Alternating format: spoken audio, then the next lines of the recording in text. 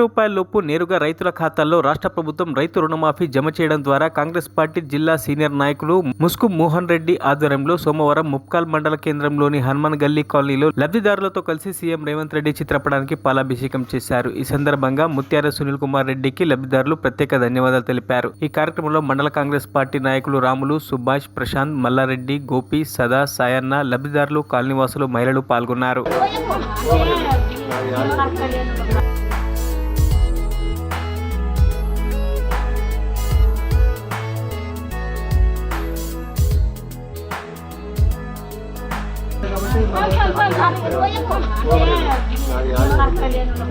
మరిన్ని అప్డేట్స్ కోసం మా ఛానల్ని సబ్స్క్రైబ్ చేయండి.